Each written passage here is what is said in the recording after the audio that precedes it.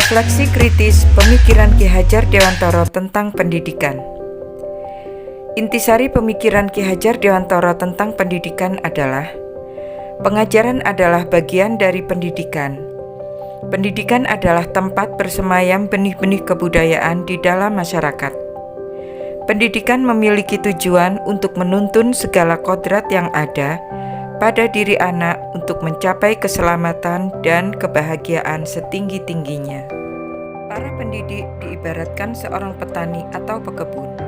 Sebagus apapun bibitnya, jika tidak dirawat dan tidak diperhatikan dengan baik, maka bibitnya tidak akan tumbuh dengan maksimal. Begitu pula sebaliknya, di dalam proses menuntun, pendidik sebagai pamong dapat memberikan tuntunan untuk anak hingga anak dapat menemukan merdeka dalam belajar. Para pendidik harus tetap terbuka, namun waspada terhadap perubahan-perubahan yang mungkin saja terjadi. Dasar pendidikan anak berhubungan dengan kodrat alam atau sifat dan watak, dan kodrat zaman atau visi dan irama.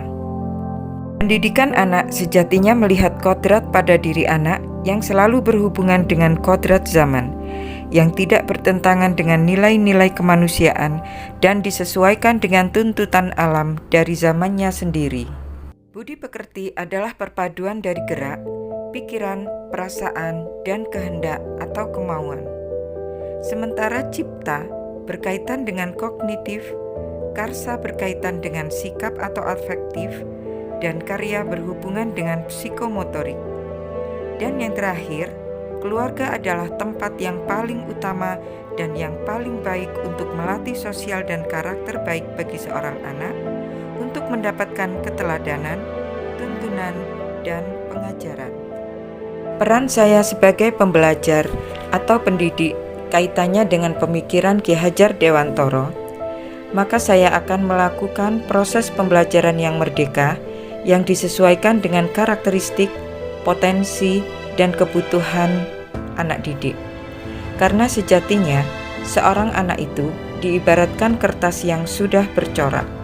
Tinggal bagaimana pendidik menuntun corak yang baik yang terdapat pada diri sang anak dan memburamkan corak yang tidak baik yang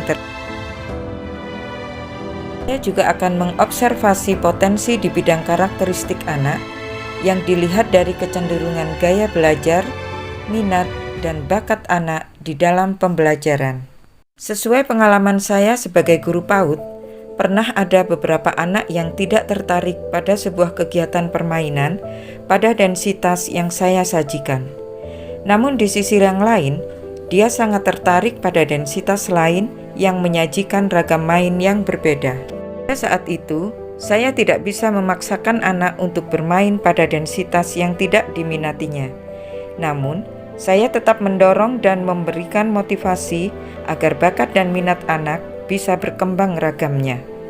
Disinilah keunggulan pembelajaran PAUD dengan model pembelajaran area, di mana dalam satu hari, pendidik menyajikan 4 ragam main densitas dalam konsep tematik. Hal ini bertujuan untuk menstimulasi munculnya minat dan bakat anak yang masih dalam pencarian jati diri. Sementara saya memposisikan diri saya sebagai pembelajar, yaitu untuk terus belajar sepanjang hidup, dengan tujuan untuk terus mengupgrade kompetensi diri agar selalu mengembangkan pengetahuan sehingga apa yang saya ajarkan kepada siswa adalah proses pembelajaran yang up to date sesuai dengan perkembangan zaman.